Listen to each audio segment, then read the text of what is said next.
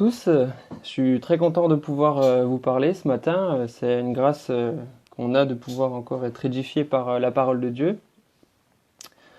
Et avant de commencer, je vais vous inviter, si ce n'est pas encore fait ce matin, à passer un petit moment dans la louange. Donc on n'a pas, dans notre église, on n'a pas les moyens de pouvoir faire la louange en live ou n'importe quoi. C'est assez compliqué pour nous, mais je vous encourage à faire pause et aller regarder sur YouTube d'autres vidéos de louanges que l'on chante à l'église et que l'on puisse commencer déjà ces instants par louer Dieu.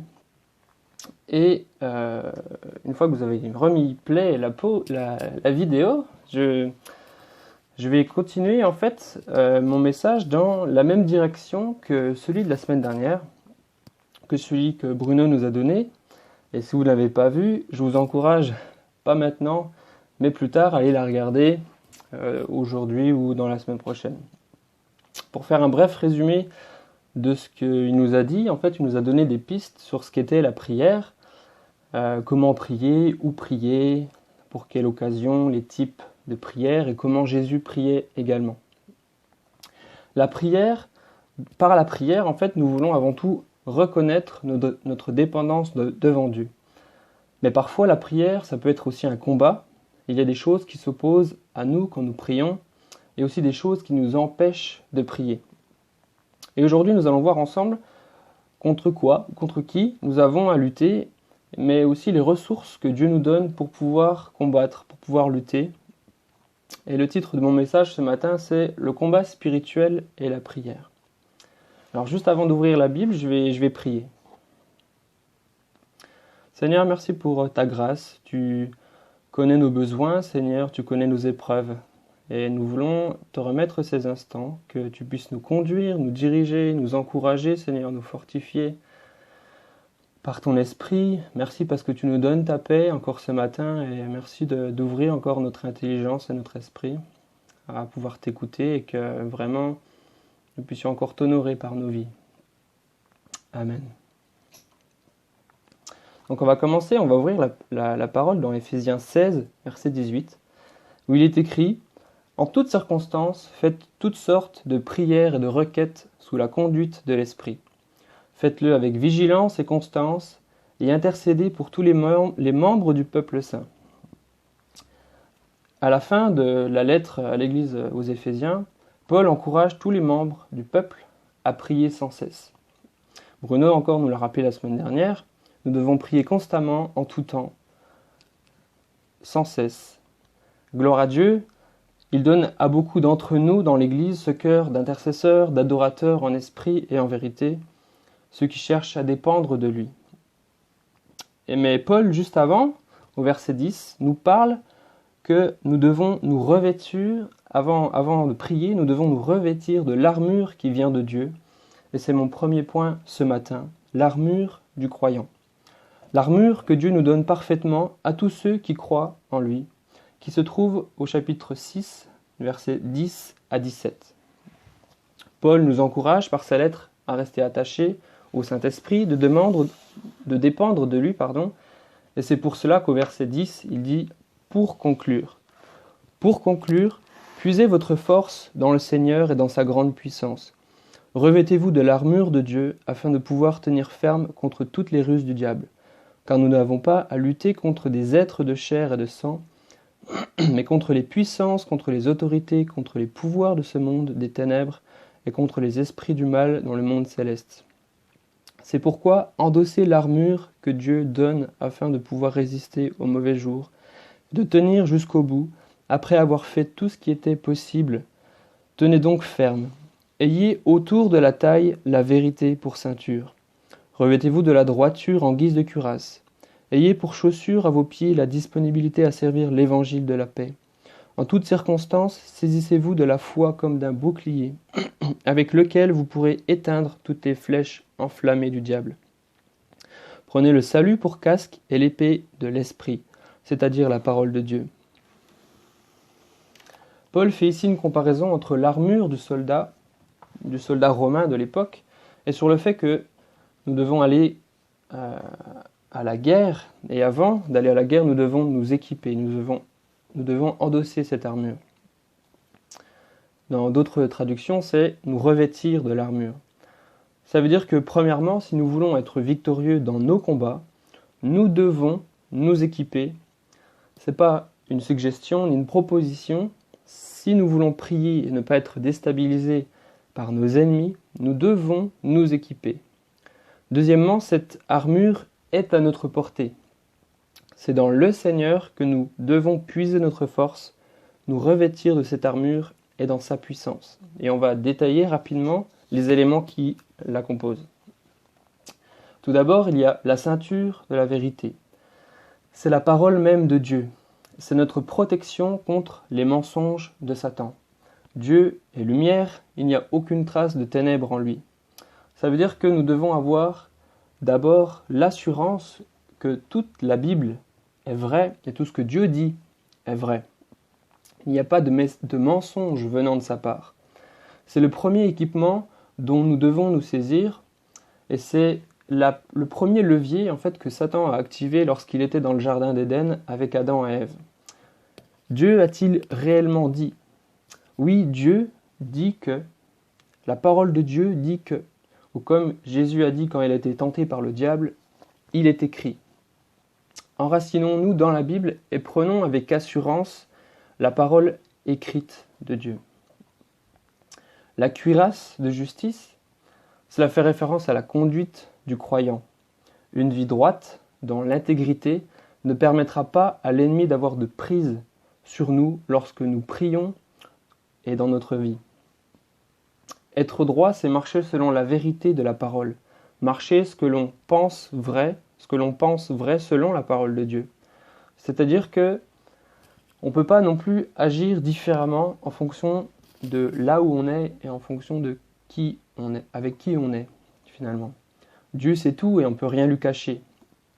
Ça ne veut pas dire bien évidemment que commencer dans la vie chrétienne, c'est être parfait du jour au lendemain, loin de là, mais ça veut dire que nous devons nous conduire dans toutes les situations de notre vie selon ce que l'on sait de Dieu et selon ce que Dieu aime et nous ne pécherons pas.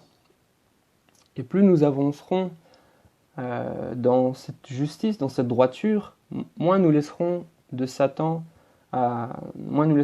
prise à Satan pour nous accuser et nous éloigner de Dieu. On a par exemple dans Galates 2, verset 11, l'exemple de Pierre qui avait une conduite différente s'il était avec des juifs ou des non-juifs, et il a été repris par Paul. Les chaussures de l'Évangile. Les chaussures de Romains étaient cloutées à l'époque, parfaites pour ne pas perdre du terrain lors des attaques. Dans Hébreux 2, verset 1, Paul écrit « C'est pourquoi nous devons d'autant plus nous attacher au message que nous avons entendu, de peur d'être entraînés à notre perte. » Hébreux 2, verset 1. Ce message que nous avons entendu, c'est celui de la bonne nouvelle. Hébreux 1, verset 2 à 4. On se tourne vers Christ, on grandit spirituellement, on parle de choses, on grandit, on apprend les dons spirituels, on apprend on apprend des choses sur les temps de la fin, etc. Mais qu'importe finalement, les chaussures de l'évangile, c'est la base, c'est le socle de toutes choses qui sont posées dessus. C'est Jésus. Il n'y a aucun autre nom par lequel nous puissions être sauvés et aucune autre personne qui a accompli tout parfaitement et qui a reçu le nom au-dessus de tout autre. Ensuite vient le bouclier de la foi. La foi en Dieu, c'est pour avancer. Même si c'est une arme défensive, elle va avec l'épée que nous verrons juste après. C'est aussi une foi en action. Pour continuer d'avancer, il faut l'épée, mais il faut aussi constamment brandir le bouclier de la foi en Jésus et dans les promesses qu'il nous donne. Le bouclier, c'est pour se défendre contre les attaques du diable. Et la foi, c'est l'opposé du doute. Satan veut nous faire douter, mais nous pouvons brandir ce bouclier. Le casque du salut. Le diable cherche également à mettre des doutes dans notre tête, dans nos pensées, pour nous faire douter du salut que nous avons en Jésus. Le casque est le symbole de notre assurance, est-ce que 1 Jean 5, verset 11 à 13 dit? Je vais vous lire tout de suite. 1 Jean 5, verset 11 à 13. Et qu'affirme ce témoignage? Il dit que Dieu nous a donné la vie éternelle et que cette vie est en son Fils. Celui qui a le Fils a la vie. Celui qui n'a pas le Fils de Dieu n'a pas la vie. Je vous ai écrit cela pour que vous sachiez que vous avez la vie éternelle, vous qui croyez au Fils de Dieu. Et enfin, l'épée de l'esprit. L'épée de l'esprit, c'est la seule arme offensive pour attaquer et avancer dans un combat. Tout le reste de l'armure sont des éléments défensifs qui nous établissent dans l'assurance et la défense face aux attaques quelconques. Et l'épée sert à avancer. L'épée de l'esprit, c'est être conduit par l'esprit dans notre vie pour attaquer au bon moment, au bon endroit. C'est aussi prier par l'esprit, et on le verra juste après. Maintenant qu'on a vu toutes les armes que Dieu met à notre disposition, lorsque nous venons à lui, on pourrait se poser la question, mais finalement, quand est-ce que je dois prendre les chaussures, quand est-ce que je dois prendre la ceinture, contre quoi est-ce que je dois utiliser telle ou telle chose? Mais finalement, Dieu il va nous révéler ces choses petit à petit. Ce qu'il faut qu'on comprenne bien, c'est que Dieu il veut nous équiper de toutes ces armes, nous revêtir de toutes les armes. Concrètement, ça veut dire quoi? Imaginons un soldat qui part à la guerre, il est bien défendu, il a toute son armure, mais il ne prend pas son épée. Il aura beau être protégé, il ne pourra pas attaquer l'ennemi, il ne pourra pas avancer, il va stagner. À l'opposé, imaginons qu'il prend toutes les armes défensives, il prend son épée, mais il oublie de mettre son casque. Et peut-être que vous me direz, il ne va pas se faire attaquer à la tête, il n'en a peut-être pas besoin. Sauf que l'ennemi est intelligent, il va aller attaquer là où il n'y a pas d'équipement. C'est la même chose pour nous. Quelqu'un qui vit les choses de l'esprit, qui veut dépendre de l'esprit, mais qui oublie de prendre la cuirasse de justice, ou oublie de prendre les chaussures de l'évangile, ses racines, eh ben, il va avoir l'esprit de Dieu au début, il va être bouillant pour le Seigneur, mais au final, quand les difficultés, les attaques de l'ennemi vont arriver, de la chair, les attaques de la chair aussi, il va être découragé, et il va abandonner, comme la semence qui a été plantée sur le roc. Il est l'homme d'un moment, et dès que surviennent les difficultés ou la persécution à cause de la parole, il trébuche. Si on ne prend pas, à l'inverse, l'épée de l'esprit, c'est-à-dire si on ne dépend pas de l'esprit, on sera solidement attaché à la parole, à Christ, dans la foi, la vérité, l'évangile. Et si on ne dépend pas de l'esprit, eh ben on sera défendu, mais on va pas faire peur à l'ennemi, on va stagner, et on va pas pouvoir avancer parce qu'on n'aura pas d'armes.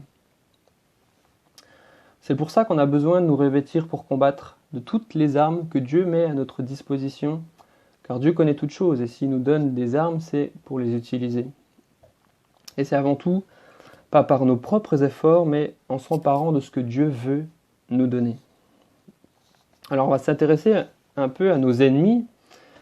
C'est mon deuxième point, les ennemis. Lorsque nous naissons de nouveau, et qu'on commence à lire la Bible, on se rend compte qu'il existe 3 ennemis. La chair, le diable et le monde.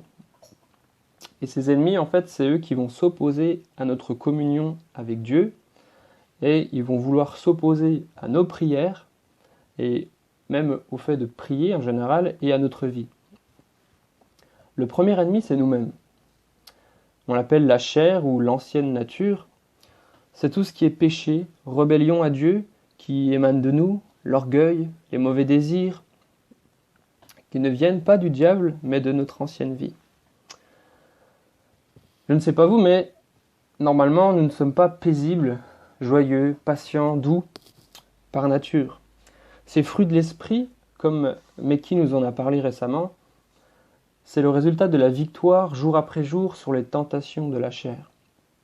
Lorsque nous devenons chrétiens et que nous plaçons notre confiance en Jésus, Jésus envoie notre esprit sur nous, à ceux qui croient, et il fait sa demeure en nous. Et la Bible nous dit que les œuvres de la chair, notre désir de marcher selon nos propres voies, sont diamétralement opposés, donc sont vraiment opposés, c'est vraiment deux choses contraires. Ils sont opposés à ceux de l'esprit placé en nous.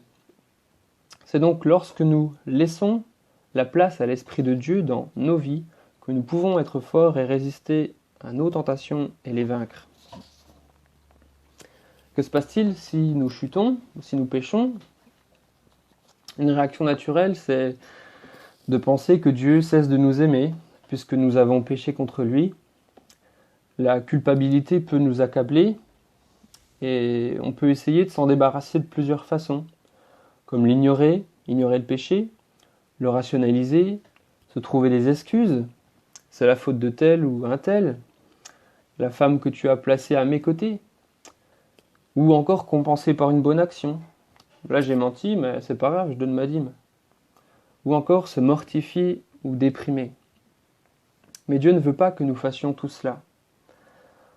Dans 1 Jean 1, verset 9, il est écrit « Si nous confessons nos péchés, il est fidèle et juste pour nous pardonner et pour nous purifier de toute iniquité. » Et dans le chapitre 2, verset 1, « Si quelqu'un a péché, nous avons un avocat auprès du Père, Jésus-Christ le juste. » Bruno nous a rappelé dimanche dernier que le premier pas, c'était de confesser le plus rapidement nos péchés devant lui. Confesser, c'est quoi? C'est se mettre d'accord avec lui, avec Dieu, sur le fait que nous ayons péché et que nous lui avons désobéi. Si on ne reconnaît pas nos fautes, on ne peut pas être pardonné, car Dieu a en horreur le péché. Et la connexion est cassée, et plus on attend, plus on s'éloigne de lui. Et ne tardons pas.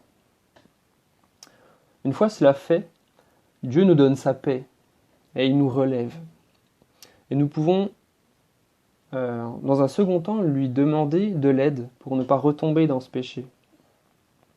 Et si nécessaire, même aller voir un frère ou une sœur en Christ pour demander qu'il prie pour nous, ça a vraiment une grande efficacité de pouvoir se mettre d'accord sur quelque chose que Dieu veut, et ça a plus d'impact et la prière nous soutient, et Dieu nous soutient plus. Et pas à pas, avec l'aide du Saint-Esprit dans notre vie, tout enfant peut être plus que vainqueur sur la chair, et le fruit de l'Esprit grandit petit à petit dans sa vie. Le deuxième ennemi, c'est le diable et ses démons. La Bible l'appelle par divers noms. Il est appelé le malin, Belzébul, Satan, le prince de ce monde, le diable et encore bien d'autres. Selon la Bible, c'est un être puissant, créé par Dieu, mais limité. Dieu l'a créé comme un être angélique, beau et magnifique. Satan est devenu rempli d'orgueil, et il a voulu recevoir la gloire et l'adoration qui appartenaient à Dieu, il l'a voulu pour lui-même.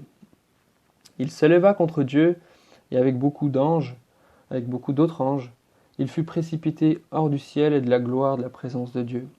Il devint alors Satan, qui veut dire ennemi de Dieu. Qui il est aussi menteur, meurtrier, rusé, accusateur, dévorant, pécheur. Et il aime se déguiser aussi en ange de lumière. C'est un être spirituel, il est esprit, mais il n'est pas omniprésent comme Dieu l'est. Certains aiment donc à penser que le diable est l'ennemi juré de Dieu, comme s'ils étaient de forces égales. Mais la Bible nous dit que le diable n'est qu'un être créé qui mène des tromperies à leur fin. Et il les mènera jusqu'à ce que soit accompli le plan de Dieu pour le monde. Pourtant, Satan a déjà été complètement vaincu à la croix. Il a été jugé et condamné. La seule chose qui reste à faire, c'est d'exécuter la sentence. Ce qui se produira quand Satan et ses anges seront jetés dans l'étang de feu. Et sa stratégie sur terre, sa mission, c'est de détourner un maximum de personnes de Dieu par tous les moyens possibles. Mais si nous portons l'armure de Dieu et que nous prions dans l'Esprit, nous sommes assurés d'avoir la victoire. Et par le nom de Jésus, nous avons aussi son autorité. Ne cherchons pas inutilement non plus à nous opposer à Satan à tout prix. On perd on va perdre du temps, c'est pas l'ordre de mission que Dieu nous a donné. Mais on sait que si le diable vient nous stopper dans notre vie ou dans l'Église, nous sommes plus que vainqueurs en Jésus. Et le dernier ennemi, c'est le monde. On pourrait résumer cet ennemi par l'ensemble des perversions et des convoitises présentes sur terre, créées par l'humanité, se détournant de Dieu, qui est aussi aidé par Satan. La Bible nous dit de ne pas aimer le monde ni les choses qui sont dans le monde. L'amour du Père n'est pas en lui. Si quelqu'un aime le monde, mais la Bible nous dit de ne pas aimer le monde, mais si on l'aime, l'amour du Père n'est pas en lui. Car tout ce qui est dans le monde, la convoitise de la chair, la convoitise des yeux, l'orgueil de la vie ne vient pas du Père, mais du monde. Et le monde passe, et sa convoitise aussi. Mais celui qui fait la volonté de Dieu demeure éternellement. Comment vaincre ces choses? Par la grâce de Dieu, dans 1 Corinthiens 10, verset 13, il est écrit « Les tentations qui vous ont assaillis sont communes à tous les hommes. D'ailleurs, Dieu est fidèle et il ne permettra pas que vous soyez tentés au-delà de vos forces. Au moment de la tentation, il préparera le moyen d'en sortir pour que vous puissiez y résister. » Amen. Nous avons donc vu l'armure que Dieu veut nous revêtir, nos différents ennemis. À présent, je vais vous parler de deux grands outils que Dieu veut que nous pratiquions également. Le premier, c'est la prière dans l'esprit. C'est mon troisième point. Pour certains, prier par l'esprit, c'est prier en langue. C'est vrai, mais ce n'est pas que cela. Lorsque nous plaçons notre foi en Jésus et que nos péchés sont pardonnés, nous prenons vie, parce que nous recevons le don du Saint-Esprit. Pierre dit dans Acte 2, verset 39, « Car la promesse est pour vous, pour vos enfants et pour ceux qui vivent dans un pays lointain, tous ceux que le Seigneur notre Dieu fera venir à lui. Dieu a promis que le Saint-Esprit viendra en nous, et il l'est. » Mais prier par l'Esprit, c'est aussi prier en accord et en adéquation avec le caractère de Jésus. C'est aussi prier selon la volonté de Dieu. Dans Jean 15, verset 7, Jésus dit « Mais si vous demeurez en moi et que mes paroles demeurent en vous, demandez ce que vous voudrez, vous l'obtiendrez. » Demeurer, ça signifie accepter consciemment l'autorité de sa parole et être constamment en contact avec lui par le moyen de la prière.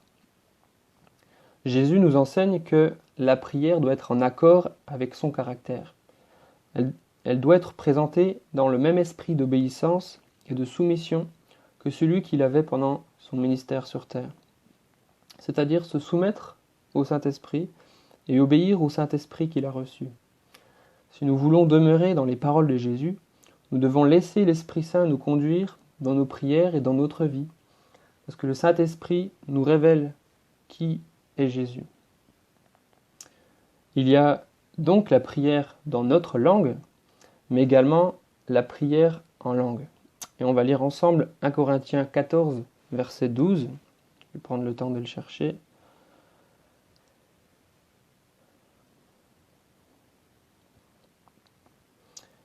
Il est écrit « Celui qui parle dans une langue inconnue s'adresse à Dieu et non aux hommes. Personne ne comprend les paroles mystérieuses qu'il prononce sous l'inspiration de l'Esprit. » Et au verset 4, « Celui qui parle dans une langue inconnue ne se fait du bien qu'à lui-même, mais celui qui prophétise permet à toute l'assemblée de grandir dans la foi. » Donc le parler en langue, il a été donné pour mieux communiquer avec Dieu. C'est une prière adressée uniquement à Dieu, car personne d'autre que Dieu ne peut la comprendre. C'est une prière sous l'inspiration de l'Esprit, et elle permet de nous édifier nous-mêmes et de prier des paroles mystérieuses que nous ne comprenons pas. Et cette langue, c'est le signe initial du revêtement de puissance du Saint-Esprit. Tout baptême du Saint-Esprit que l'on peut trouver dans le livre des Actes a commencé par le parler en langue. Le signe de cette édification de notre être intérieur, en priant en langue, au long terme, sera une croissance spirituelle aussi vers la maturité en Christ et également porter du fruit. Il est bon de faire cette expérience de revêtement de puissance, car c'est une promesse de Jésus. Vous recevrez une puissance, le Saint-Esprit survenant sur vous, et vous serez mes témoins à Jérusalem, dans toute la Judée, et dans la Samarie, et jusqu'aux extrémités de la terre. Elle nous permet d'être témoins de Jésus et d'avoir de l'assurance. Mais le plus important, c'est de demeurer dans la plénitude de l'Esprit. Éphésiens 5, verset 18, c'est écrit « Soyez remplis du Saint-Esprit ». Et en grec, littéralement, c'est « Soyez toujours en train d'être remplis du Saint-Esprit ». C'est-à-dire que l'expérience du baptême de l'Esprit, c'est vraiment quelque chose de magnifique et de personnel, mais elle a peu de valeur si elle n'a pas pour résultat une vie perpétuellement remplie de l'Esprit dans chaque parcelle de notre vie. Le baptême dans le Saint-Esprit, ce revêtement de puissance, c'est une expérience postérieure à celle de la conversion. Le premier facteur de ce revêtement, c'est l'abandon total à Dieu. Être rempli du Saint-Esprit ne veut pas dire que nous possédons plus de l'Esprit Saint, puisque en fait il habite en nous, si nous croyons, mais que lui possède davantage de nous. Et c'est pour ça qu'on peut voir aussi dans Actes que plusieurs fois les disciples ont été remplis du Saint-Esprit. Et la seule chose qui peut empêcher le flot de l'Esprit de couler, c'est le roc de notre volonté. Ôter ce roc signifie se livrer sans réserve au Saint-Esprit. Chacun peut faire cette expérience, si nous le voulons, et je vais juste vous donner quelques pistes pour ceux qui n'auraient pas été revêtus de cette puissance. Il faut d'abord être né de nouveau, confesser à Dieu toute faute consciente qui attriste le Saint-Esprit. Il faut aussi désirer cette plénitude. Si on ne la veut pas, si on en a peur, nous ne l'aurons pas. Et il faut aussi s'abandonner à Dieu sans réserve, ce qui peut être très dur parfois, et s'emparer par la foi de la bénédiction de son baptême. Celui qui demande ce revêtement de puissance le recevra. Parfois, il faut du temps pour comprendre tout ce que la Bible dit, et d'être sûr de nos convictions et de cette volonté, finalement. Et on ne va pas étudier toutes les choses de l'Esprit aujourd'hui, mais sachons que la prière par l'Esprit va nous aider à terme à prier, ou en tout cas nous orienter davantage vers la volonté de Dieu et de prier dans ce sens. Et que nos désirs se transforment jour après jour par les désirs que l'Esprit de Dieu met en nous. Et le second outil à notre disposition que je voulais vous présenter aussi, c'est le jeûne. Alors, qu'est-ce que le jeûne ? C'est tout simplement ne pas manger. Et Jésus nous met en garde, en fait, sur nos motivations personnelles, sur le jeûne. Est-ce que nous voulons jeûner pour faire bien devant les frères et sœurs ? Sommes-nous plus spirituels si nous jeûnons 2 fois par semaine, comme le collecteur d'impôts dans la Bible ? Est-ce que nous voulons nous faire approuver par Dieu en jeûnant, pensant mériter d'être plus sauvés ? Non. Le jeûne, c'est un outil. C'est pas une puissance à proprement parler, parce que les autres religions pratiquent le jeûne aussi, mais en fait, ça va être l'expression de la parole qui dit « L'homme ne vivra pas que de pain seulement, mais de toute parole prononcée par l'Éternel. » C'est-à-dire que nous allons décider, lorsque nous pensons cela nécessaire, de se priver de nourriture et de passer du temps dans la présence de Dieu pour y être conduit et pour y être nourri spirituellement. Alors, dans la Bible, on peut trouver 3 sortes de jeûnes. Il y a le jeûne naturel, qui est souvent pratiqué, c'est une abstinence de toute forme de nourriture, mais en continuant de boire. C'est le jeûne que Jésus a certainement pratiqué pendant les 40 jours dans le désert.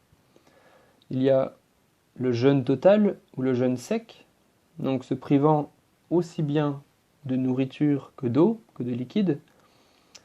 On le retrouve le cas dans la Bible d'Esdras, qui ne mangea pas de pain et ne but pas d'eau. Il y a aussi Esther et aussi Moïse sur le mont Sinaï. Et en troisième, il y a le jeûne partiel, qui c'est plus une diète restrictive qu'une abstention totale de nourriture en fait. C'est le jeûne que Daniel a effectué en mangeant des légumes et de l'eau uniquement.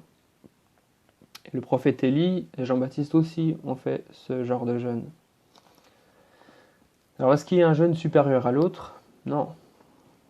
Car il est écrit dans Ésaïe 58, verset 6, « Le jeûne qui me plaît est celui qui consiste à détacher les liens de la méchanceté, à délier les courroies de toute servitude, à mettre en liberté tous ceux qu'on opprime et à briser toute espèce de joug. » Le véritable jeûne, c'est celui qui fait plaisir à Dieu. Et ce qu'il veut pendant le jeûne, c'est qu'on détache les liens de la méchanceté, qu'on détache les courroies, qu'on détache les liens, qu'on ôte en fait les péchés de nous-mêmes, ou les liens de méchanceté envers d'autres ou envers nous-mêmes, tout lien qui nous éloigne de Dieu et qui peut faire diminuer notre foi et notre assurance dans l'action que l'Esprit de Dieu peut faire. Juste avant, Dieu a dit que nous recevrons une puissance, le Saint-Esprit. Dieu n'est pas limité en puissance. Si on jeûne, Dieu ne va pas être plus puissant. Mais en fait, ce qu'il empêche de manifester par nous sa puissance, c'est soit notre incrédulité, notre manque de foi ou nos péchés. Ça va peut-être aussi nous empêcher de pouvoir l'entendre, nous parler, lorsque nous attristons l'Esprit de Dieu. Et le jeûne va vraiment nous aider et va nous montrer en fait ce qui ne glorifie pas Dieu dans notre vie. Et ça va pouvoir débloquer des situations et on va pouvoir aussi lui demander sa direction, lui demander de nous conduire davantage. Alors quelles sont les motivations qui me poussent lorsque je veux faire un jeûne? Est-ce que je veux parler en langue? Est-ce que je veux battre un record personnel? Est-ce que nous voulons faire plaisir à Dieu par notre soumission et par notre désir d'enfiler aussi cette cuirasse de justice, le désir de faire sa volonté, d'être saint comme lui il est saint? Dans l'histoire et dans la Bible, le jeûne a aussi été pratiqué en groupe. S'il y a eu des péchés collectifs dans l'Église, mais également lors de décisions, de nominations de responsables de l'Église, quand Paul et Barnabas ont été envoyés par le Saint-Esprit, les disciples avaient jeûné pour connaître la direction de l'Esprit. Peut-être aussi avant de faire une campagne d'évangélisation, pour savoir aussi la direction de Dieu pour l'Église, et pour prier aussi pour ceux qui sont captifs et opprimés par le malin. Pour terminer, ce matin, j'avais donc à cœur de vous parler de tout ça et on a vu en fait que pour que l'on puisse avancer dans notre vie et grandir spirituellement, nous devons remporter nos combats sur la chair, contre le monde, contre le diable, et Dieu veut que nous remportions ces combats. La vie chrétienne est un combat tout au long de notre vie, on est tous d'accord sur ce point, mais par la grâce de Dieu, nous pouvons nous revêtir des armures de l'armure que Dieu nous donne, de prier par le Saint-Esprit en demeurant fidèles, en demeurant attachés à lui et aux paroles de Jésus. Utilisons également le jeûne lorsque le Saint-Esprit nous y encourage, afin de lutter contre la chair, le diable et le monde. Alors bien sûr, ce n'est pas exhaustif, vous pouvez encore creuser la Bible, creuser ces passages, si vous voulez encore apprendre plus de cela. Mais je vais vous donner un dernier verset dans Jean 16, verset 33. C'est Jésus qui parle. Il dit « Il fallait que je vous dise aussi cela pour que vous trouviez la paix en moi. Et dans le monde, vous aurez à souffrir bien des afflictions, mais courage, moi j'ai vaincu le monde. » Amen. Nous aurons à connaître des afflictions, nous en avons connues ces derniers temps, nous en avons traversé, certainement certains plus que d'autres, mais gardons en tête que Jésus a tout accompli sur terre et dans les cieux pour que nous puissions le suivre et devenir victorieux dans notre vie. Voilà, c'est tout ce que je voulais vous partager. Je vous souhaite un bon dimanche à chacun, que ce message puisse être pour vous un encouragement, voilà, à ce qu'on s'équipe et à rester pas éloigné de Dieu lorsque l'on a péché, mais vraiment qu'on puisse s'équiper de tout ce que Dieu donne jour après jour et que l'on goûte combien Dieu est bon envers chacun de nous et que jour après jour on puisse encore s'émerveiller de tout ce qu'il veut, tout ce qu'il fait pour nous et tout ce qu'il est. Je vais juste prier pour terminer. Seigneur, merci pour ta parole. Merci parce qu'elle est riche, elle est complète, elle édifie, Seigneur, également. Elle est aussi tranchante, comme une épée à double tranchant, et qui divise âme, esprit, les jointures, la moelle. Merci parce que tu veux nous changer, tu veux nous sanctifier, Seigneur. Et merci parce que tu nous as donné Jésus, qui a accompli la purification des péchés pour nous, Seigneur, et nous pouvons te dire un merci. Et nous voulons toujours rester dans une attitude de reconnaissance, Seigneur, et toujours dans une attitude de soumission à toi, Seigneur, même si c'est pas facile tous les jours, Seigneur. Mais toi, tu veux que nous allions de l'avant, Seigneur. Tu ne veux pas que nous restions éloignés de toi, mais tu veux que nous marchions de progrès en progrès, Seigneur. Et sois béni encore pour cela, Seigneur. Amen. Il me reste plus qu'à vous souhaiter un bon dimanche et une bonne semaine. Et j'espère qu'on pourra se retrouver très bientôt. En tout cas, l'État nous l'annonce. On verra plus tard comment on va pouvoir faire. Mais en tout cas, c'est bientôt.